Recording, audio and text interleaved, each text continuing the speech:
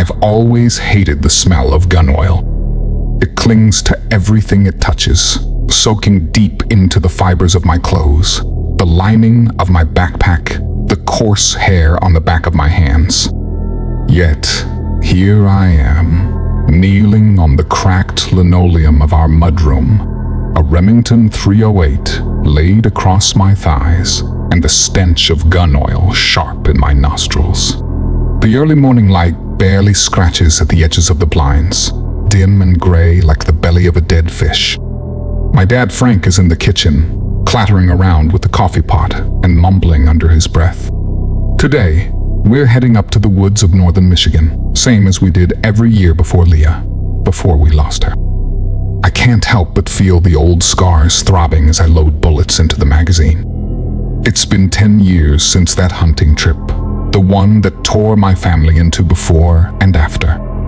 Before, when Leah's laughter was a constant soundtrack to our lives. After, when every silence was filled with her absence. We were just kids back then. I was 10, Leah was 8. It was supposed to be a typical hunting trip, one of those bonding experiences Dad was always talking about. But things went wrong. We got separated from Dad somehow. One minute we were following him, the next we were lost, the dense woods closing in around us. Dad says when he found me, I was huddled under a fallen tree, my eyes wide, my body frozen. All I could mutter through chattering teeth was Dogman. It was only later, after the search parties had combed through every thicket and hollow, that they found her. What remained of Leah was barely recognizable, the evidence of a brutal mauling undeniable. The authorities concluded it was likely a bear attack, but Dad, he never accepted that explanation.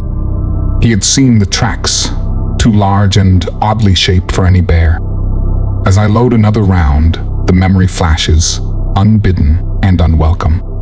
Large, hairy clawed hands reaching out towards us, impossibly big, grotesque in their form. Yet, the rest of the creature eludes me, a shadow just beyond the edge of my recall, leaving me with nothing but fragmented terrors and Leah's haunting, echoing screams. My mind blocked most of it out, a self-defense mechanism, I guess. For years after that day, sleep was a battleground. I'd wake up in strange places, kitchen floor, backyard, even at the edge of the nearby creek. My therapist said it was my mind's way of trying to resolve the unresolved, to wander back through the woods searching for Leah. But all I found in those sleepless nights was a deeper sense of loss. It took time, a lot of therapy, and patience I didn't know I had, but the sleepwalking did eventually stop. I guess I started to find some semblance of peace. I have mostly moved on with my life. The fragmentary memories of that day are still there, lurking in the corners of my mind, but they don't dominate my thoughts like they used to. I just finished my sophomore year at Michigan State, majoring in environmental science. As for Dad, the loss of his daughter broke him. He became a shell of himself. It destroyed his marriage with Mom. He blamed himself for letting us out of his sight, for not protecting Leah. His life took on a single, consuming focus, finding the creature that killed her. He read every book, every article on cryptids and unexplained phenomena. He mapped sightings, connected dots across blurry photos and shaky testimonies of the Dogman.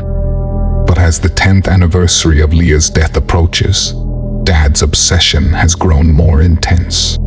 He started staying up late, poring over his maps and notes, muttering to himself about patterns and cycles. He's convinced that the Dogman reappears every 10 years, and this is our window of opportunity to finally hunt it down. I'm not nearly as convinced.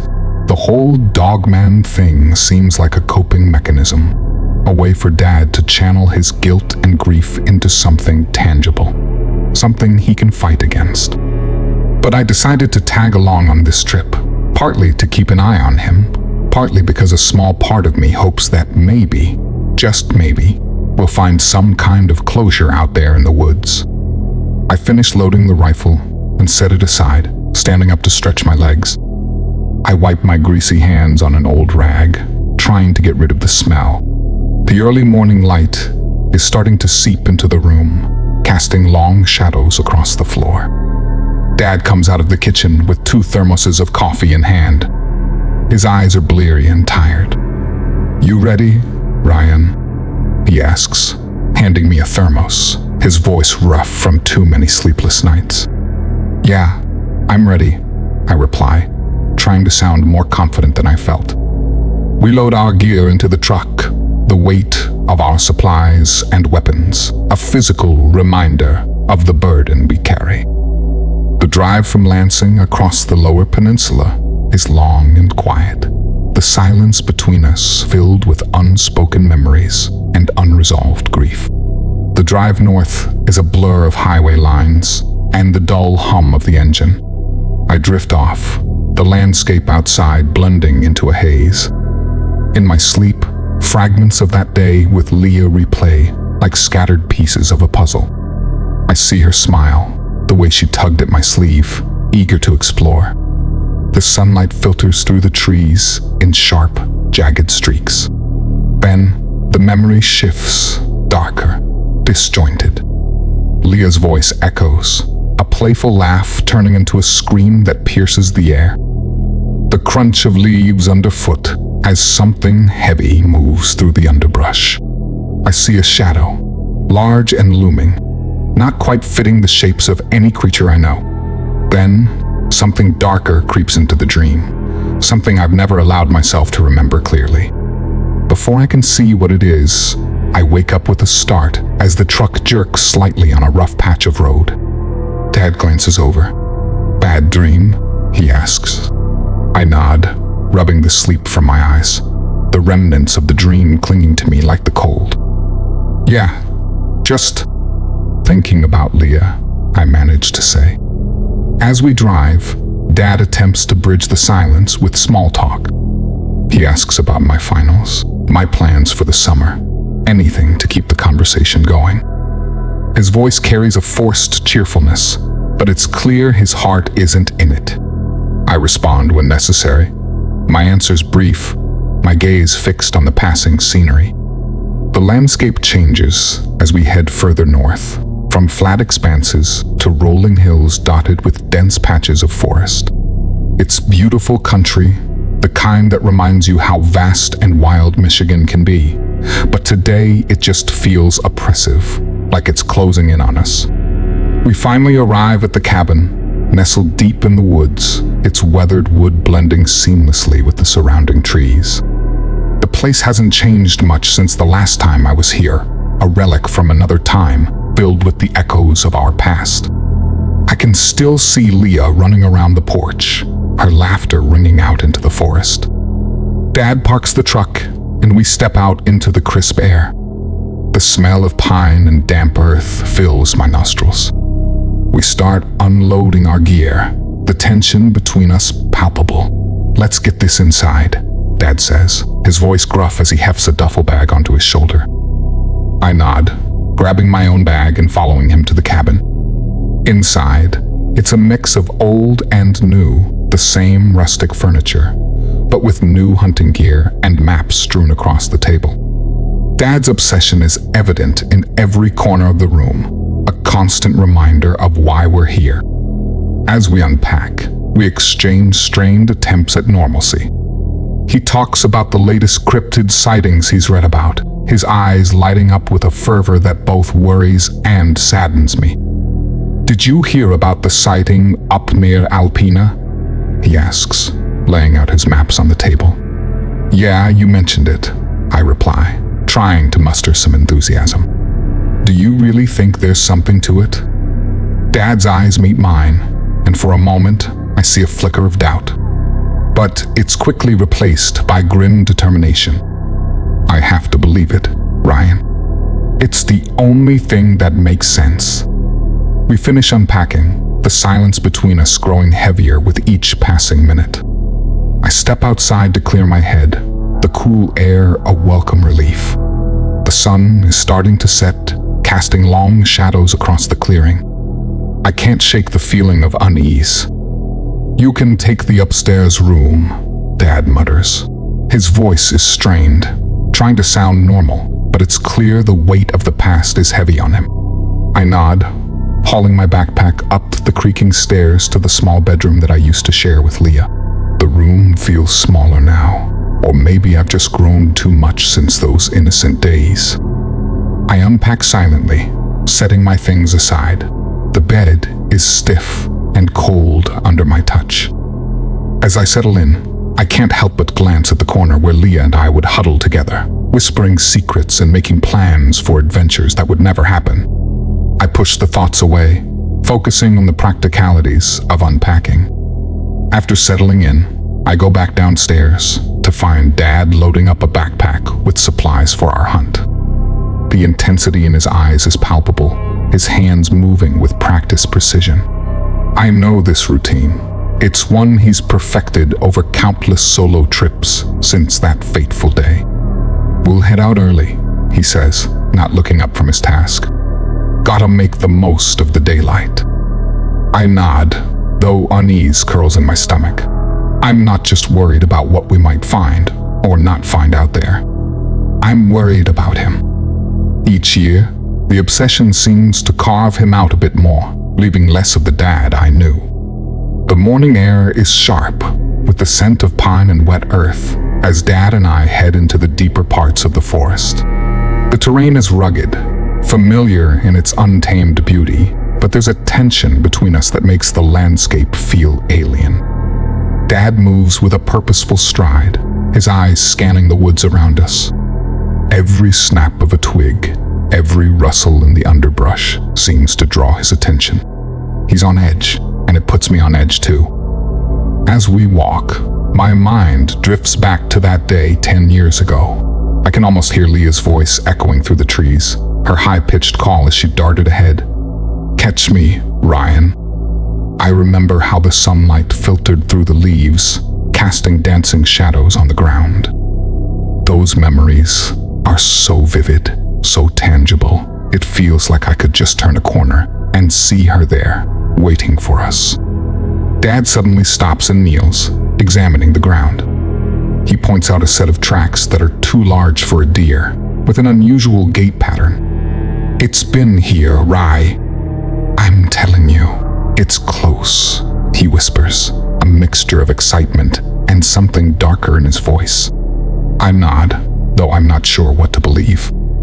Part of me wants to dismiss it all as grief-fueled obsession, but another part, the part that heard Leah scream and saw something monstrous in the woods that day, isn't so sure. As we continue, Dad's comments become increasingly cryptic. "You know, they say the Dogman moves in cycles, drawn to certain places, certain times. Like it's tied to the land itself," he muses, more to himself than to me. His fixation on the creature has always been intense, but now it borders on mania. We set up a makeshift blind near a clearing where Dad insists the creature will pass. Hours drag by with little to see but the occasional bird or distant deer. I shift uncomfortably in my spot, the forest floor hard and unyielding beneath me. My eyes dart between the trees, hoping to catch a glimpse of something, anything to break the monotony. Dad, on the other hand, remains steadfast, his gaze fixed on the tree line, as if he can will the Dogman into existence by sheer force of will. A bird chirps nearby, startling me. I sigh and adjust my grip on the rifle. I glance over at Dad. "Anything?" I ask, more out of boredom than genuine curiosity. "Not yet," he replies, his voice tight. "But it's out there. I know it." I nod, even though I'm not sure I believe him. The forest seems too quiet, too still. Maybe we're chasing ghosts. As the sun begins its descent, the forest is bathed in a warm, golden light. The air cools, and a breeze rustles the leaves. I shiver, more from anticipation than the cold. The long hours of sitting and waiting are starting to wear on me. "Let's call it a day for now," Dad says finally, his voice heavy with disappointment. "We'll head back to the cabin, get some rest, and try again tomorrow." I stand and stretch, feeling the stiffness in my muscles. We pack up our gear in silence and start the trek back to the cabin. The walk is long, quiet. The only sounds are the crunch of leaves underfoot and the distant calls of birds settling in for the night. Dinner is a quiet affair, both of us lost in our thoughts. I try to make small talk, asking Dad about his plans for tomorrow, but it feels forced. We clean up in silence. After dinner, I retreat to the small bedroom. The fatigue from the day's hike has settled into my bones, but sleep still feels like a distant hope. I lie down, staring at the ceiling, the room cloaked in darkness save for the sliver of moonlight creeping through the window. Downstairs, I hear the faint sound of Dad moving around, likely unable to sleep himself. I drift into sleep, but it's not restful. My dreams pull me back to that fateful day in the woods. Leah's voice is clear and vibrant, her laughter echoing through the trees. She looks just as she did then, bright-eyed and full of life, her blonde hair catching the sunlight as she runs ahead of me. "Come on, Rye. You can't catch me," she taunts, her voice playful and teasing. I chase after her, but the scene shifts abruptly. The sky darkens, the woods around us growing dense and foreboding. Leah's laughter fades, replaced by a chilling silence. I see her ahead, standing still, her back to me. "Leah," I call out, my voice trembling. She turns slowly, her eyes wide and filled with fear. "Ryan, you have to remember," she says, her voice barely a whisper. "It wasn't what you think. You need to know the truth." Leah's words hang in the air, cryptic and unsettling. Before I can respond, she turns and starts running again, her figure becoming a blur among the trees. Panic rises in my chest as I sprint after her, my feet pounding against the forest floor. "Leah, wait," I shout, desperation lacing my voice. The forest around me seems to close in. I push forward, trying to keep her in sight, but she's too fast, slipping away like a wisp of smoke. Suddenly, there's a rustle, a flash of movement in the corner of my vision. Leah screams, a sound that pierces through the heavy silence. It happens too quickly. I can't see what it is, only a dark blur that snatches her up. "Leah," I scream, my voice breaking. I stumble, falling to my knees as the forest spins around me. My heart races, and the terror is so real, so visceral, that it pulls me back to that awful day, the one that changed everything. I jolt awake, my breath coming in ragged gasps. I sit up, wiping the cold sweat from my forehead as I try to steady my breathing. The room is still dark. The shadows cast by the moonlight seem to flicker and dance on the walls. As I struggle to calm down, the floorboards outside my room creak. The door opens slowly, and I see the silhouette of my dad in the doorway, a Bowie knife in his hand, his posture tense. "Dad, what the hell are you doing?" I whisper, my voice shaking.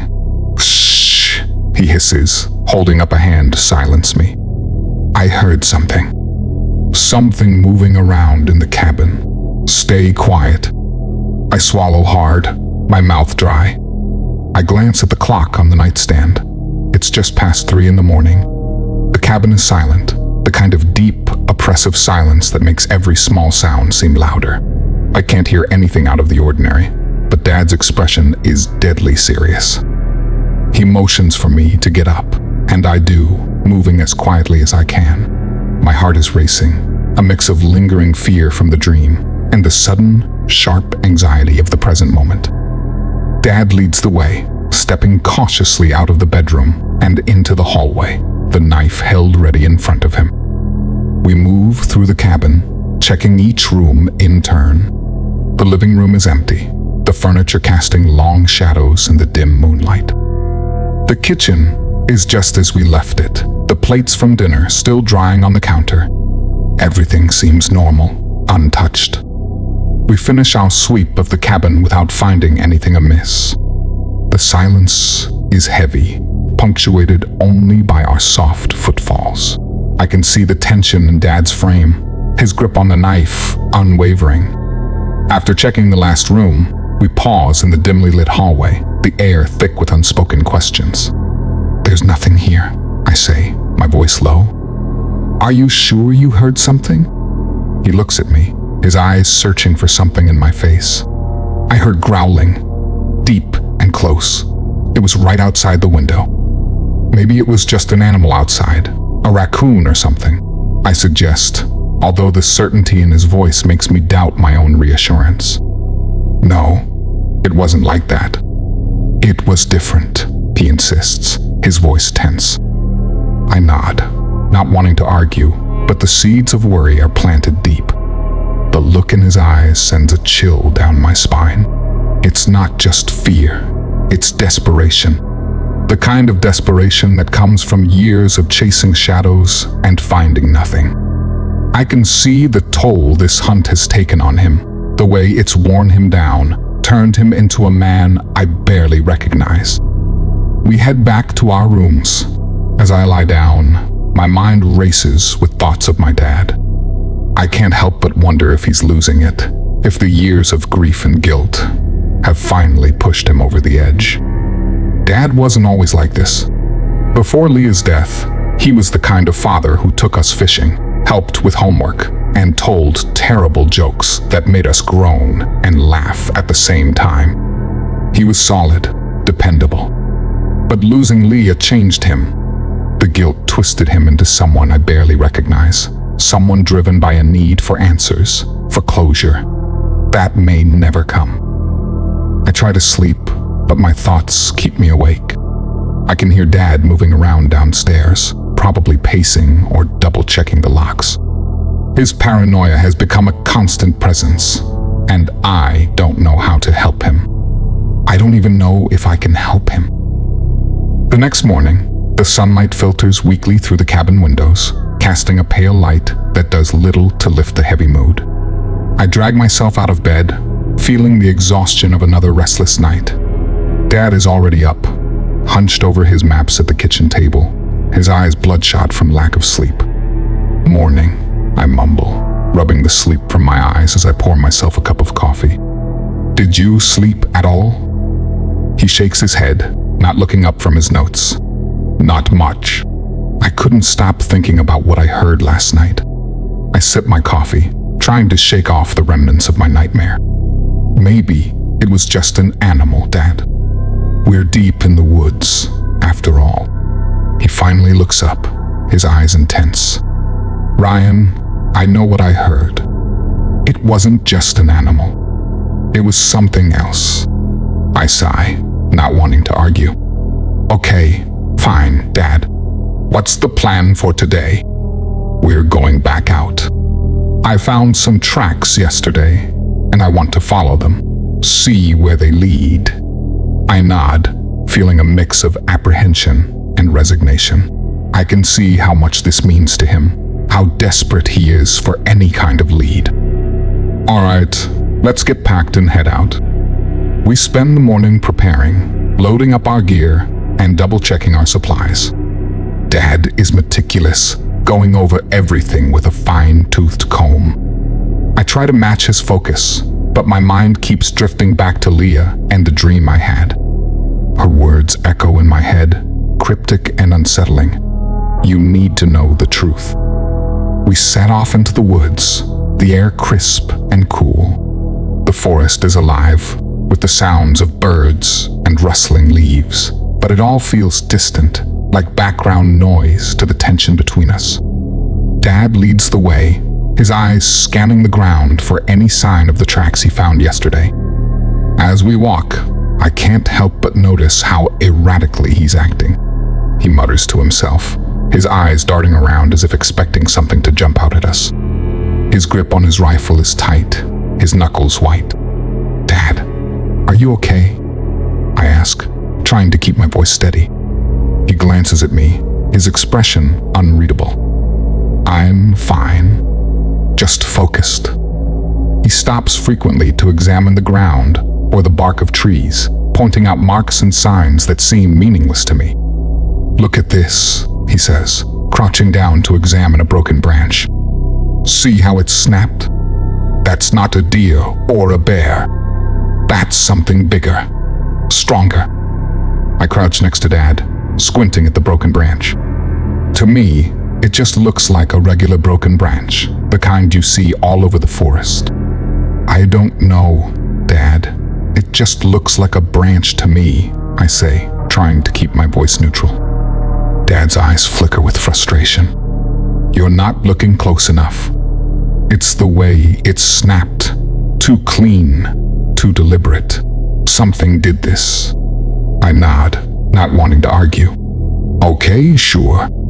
But even if you're right, it could be anything. A storm, another hunter." His expression hardens. I know what I'm looking for. This is different. I sigh, feeling the weight of the past and the tension between us pressing down on me. "Dad, I had a dream last night. About Leah." The words hang in the air between us, heavy and fraught with unspoken emotions. Dad's eyes widen, and he straightens up, his entire demeanor shifting. "What kind of dream? What did you see?" His voice is urgent, almost desperate. "It was strange. We were in the woods, like we are now, but everything felt different. Leah was there, running ahead of me, laughing. Then she stopped and told me I needed to know the truth, that it wasn't what I thought." Dad grabs my shoulders, his grip tight. "What else did she say? Did she tell you anything specific? Anything about the creature?" I shake my head, feeling a chill run down my spine. "No, that was it. She just said I needed to know the truth, and then she was gone." Dad's grip on my shoulders tightens, and his eyes bore into mine with a mixture of desperation and hope. "Ryan, you have to try to remember. Think hard. What did the creature look like? Did you see anything else?" I pull back slightly, uneasy with his intensity. "Dad, I told you, I don't remember. It was just a dream. A nightmare, really. My mind's probably just mixing things up." He lets go of me and runs a hand through his hair, looking frustrated and lost. Dreams can be important. They can hold memories we've buried deep. Please, try to remember. This could be a sign, a clue. I rub my temples, feeling the beginnings of a headache. I've tried, okay? I've tried for years to piece together what happened that day. But it's all just fragments, like pieces of a puzzle that don't fit. The dream, it felt real, but I don't think it's telling me anything new. Dad's face falls, and he looks older than I've ever seen him. He turns away, staring into the forest, as if it holds all the answers.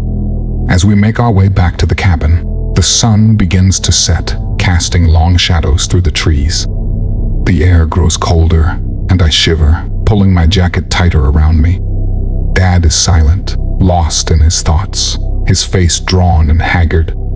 Back at the cabin, we unload our gear once again, in silence. Dad disappears into his room, muttering something about going over his notes. I decide to explore the cabin, hoping to find something that might help me understand what's going on with him. In the attic, I find a box of old family photos and documents. As I sift through the contents, I come across a worn journal with Dad's handwriting on the cover. Curiosity gets the better of me, and I open it, flipping through the pages. The journal is filled with notes and sketches, detailing his obsession with the Dogman. But there's something else. Entries that talk about Leah, about that day in the woods. His handwriting becomes more erratic, the words harder to read. One entry stands out, dated just a few days after Leah's death. June 15th, 2000. It was supposed to be a normal trip. Keep them close, Frank, I kept telling myself. But I failed. Leah is gone, and it's my fault. I heard her scream, saw the shadows. I tried to get to her, but the thing, it was there. Too fast, too strong. My hands, blood everywhere. No one will believe me. I can't even believe myself. I have to find it. I have to protect Ryan. I have to make it right. God, what have I done? Before I can read further, the attic door creaks open, and Dad's voice slices through the stillness. What are you doing up here? His tone is sharp, almost panicked. I turn to see him standing in the doorway, his face pale and his eyes wide with something between anger and fear. I clutch the journal to my chest, my mind racing. I found this. I was just trying to understand. In an instant, he crosses the room and snatches the journal from my hands. His grip is tight. You had no right, he growls, his voice trembling. Dad, I just wanted to know the truth. I shout, frustration boiling over. What really happened to Leah? His eyes flash with a mix of rage and anguish, and before I can react, he slaps me across the face. The force of it knocks me off balance, and I stumble backward, my cheek stinging. For a moment, there's a stunned silence.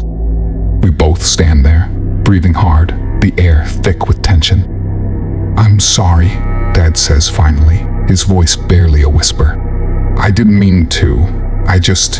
He trails off, clutching the journal to his chest like a lifeline. I touch my cheek, feeling the heat from the slap, and take a deep breath, trying to steady myself. Dad, what aren't you telling me? What really happened that day? Stay out of it, Ryan, Dad growls, his eyes dark with anger. You don't know what you're messing with. He turns and storms out of the attic. I'm left standing there, my cheek throbbing, my mind racing. What the fuck is going on? What really happened to Leah? And what is Dad so afraid of? That night, I sleep with my rifle within arm's reach, more afraid of my dad than any dogman. The slap still burns on my cheek, and the look in his eyes, rage, fear, something darker, haunts me. I lie awake, listening to the creaks and groans of the old cabin, every sound amplified in the stillness. Eventually, exhaustion pulls me under, and I fall into a restless sleep. The dream returns, vivid and unsettling. I'm back in the woods, chasing after Leah. Her laughter echoes through the trees, a haunting reminder of happier times. This time, though, I push myself harder, refusing to let her slip away. Ryan, catch me, she calls, her voice playful. I'm coming, Leah, I shout, my legs pumping. The forest around us is a twisted, shadowy maze, the trees seeming to close in on us. Leah's figure becomes clearer, her blonde hair catching the dim light filtering through the canopy. She stops suddenly, turning to face me, her eyes wide with fear. Leah, what is it? I ask, my voice trembling. Look behind you, she whispers, her voice barely audible. I turn slowly, dread creeping up my spine. In the shadows, I see a figure, its form indistinct and shifting. It's not quite animal, not quite human, something in between. The sight of it sends a jolt of terror through me, and I wake up with a start, my breath coming in ragged gasps. I'm not in my bed. The ground beneath me is cold and hard, the smell of damp earth filling my nostrils. Panic rises as I realize I've sleepwalked into the woods. I scramble to my feet, my eyes adjusting to the dim light. The moon casts a pale glow over the surroundings, revealing what looks like a long-abandoned animal lair. The walls are covered in giant claw marks, deep gouges in the wood and earth. The air is heavy with the scent of decay, and a chill runs through me. I can't shake the feeling that I'm being watched. Carefully, I start to move, my eyes scanning the ground, desperate for a familiar landmark. That's when I see them. Faded scraps of fabric caught on the jagged edges of the underbrush. My steps falter, a sense of dread washing over me as I bend down to examine them. The fabric is torn, weathered by time and the elements, but unmistakably familiar. It's part of Leah's jacket, the bright pink one she wore on the day she disappeared. As I strain to make sense of it all, a rustling sound behind me snaps my focus. My heart leaps into my throat. I spin around, my hand instinctively reaching for the rifle I don't have, because, of course, I didn't bring it in my unconscious state. The shadowy figure that emerges from the trees is unsettlingly familiar, mirroring the menacing forms of my nightmares. But as it steps into the moonlight, I recognize the worn jacket, the weary posture. It's Dad. "Ryan," he calls out, his voice a mix of relief and stern concern. "I've been looking everywhere for you. What the hell are you doing out here?" I exhale, slowly, the terror ebbing away as reality sets back in. I don't know, Dad. I must have sleepwalked again." My voice is shaky, my earlier dreams still clinging to the edges of my consciousness. Dad stares at me in disbelief. "You haven't sleepwalked since you were a kid, Rye. This isn't just a coincidence." His eyes dart around, taking in the surroundings, the eerie, claw-marked den, the unsettling quiet of the woods. "How did you even find this place?" I shake my head, struggling to find an answer. "I don't know, Dad. I woke up here." The uncertainty in my voice does nothing to ease the tension. His eyes lock onto the tattered remains of Leah's jacket in my hands, and something inside him snaps. The color drains from his face as he stumbles a few steps backward. This is where it happened," he murmurs, his voice barely a whisper. "This is where we found Leah." "I thought you said you don't remember anything from that night," he says accusingly. "I swear, Dad, I don't know anything about this place," I insist, my own heart pounding. "It was you, wasn't it? You've been hiding this from me." His voice is frantic. "You, last night, the growling, it was you." His voice rises, tinged with hysteria. I step back, my pulse racing, feeling the chill of the night and the weight of his accusation. "Dad, I don't know what you're talking about." "No," he interrupts, his voice breaking as he points a trembling finger at me. "You knew. You always knew. It was you, Ryan.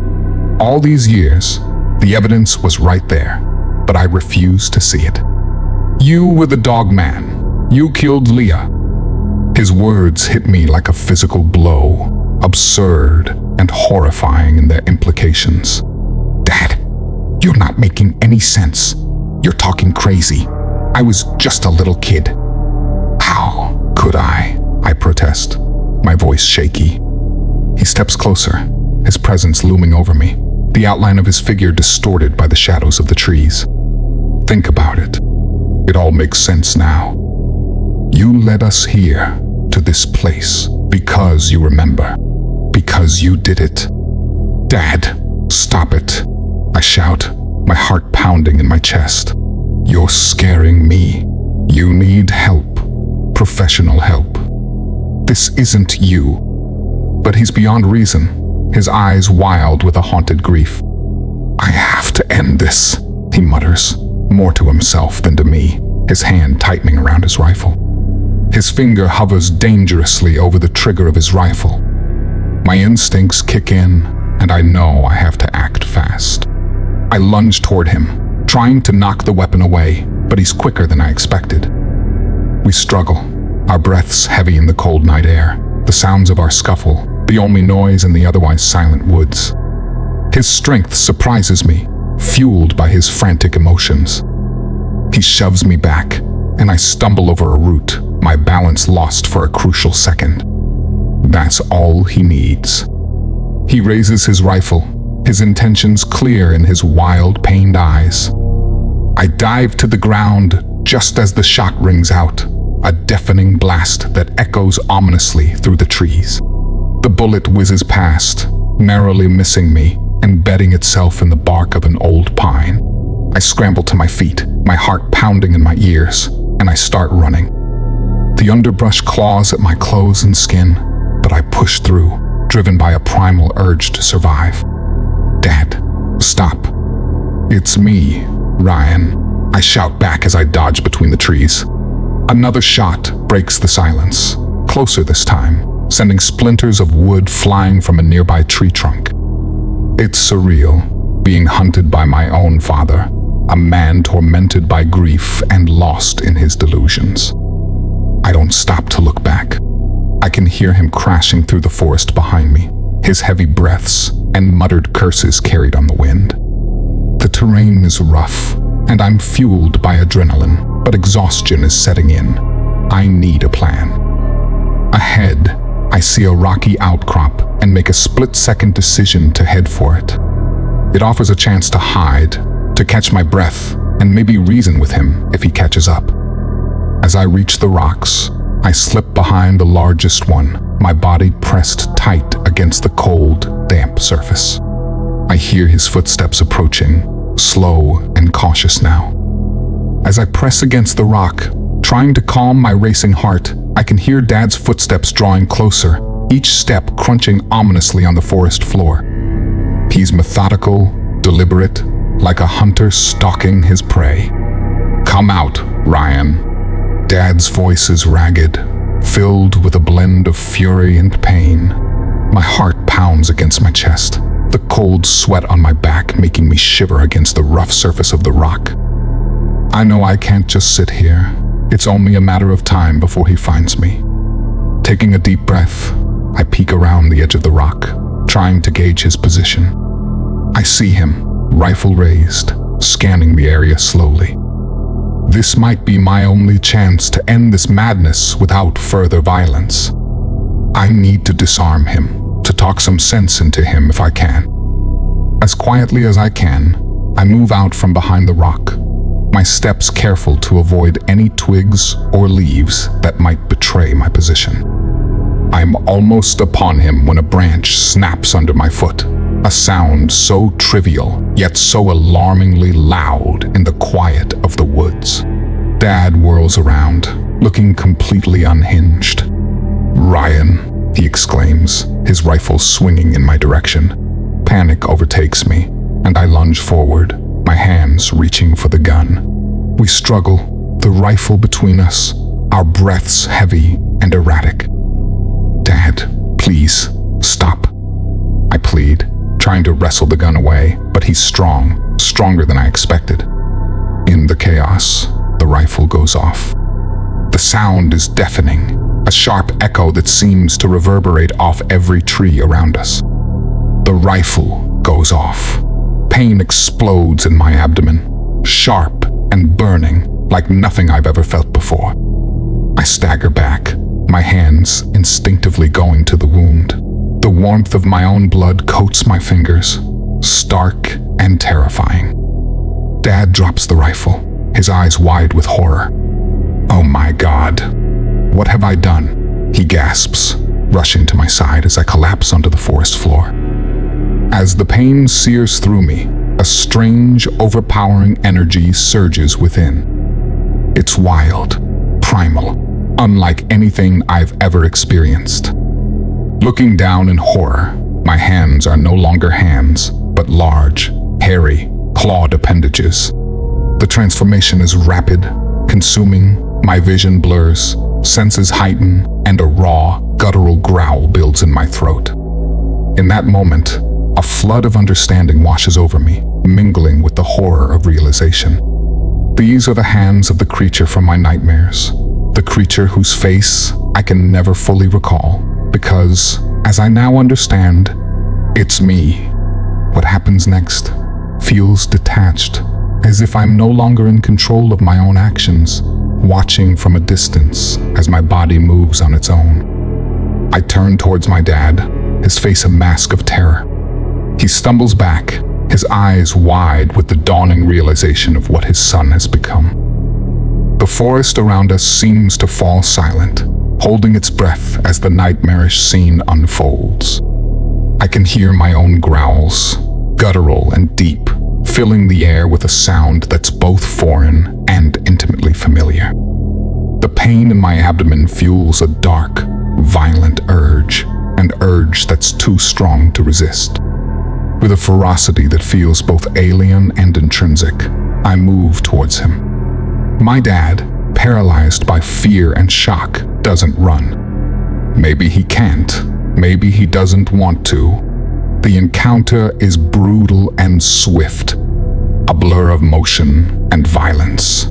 My dad barely puts up a struggle, as though resigned to his fate. Not that there is anything he can do.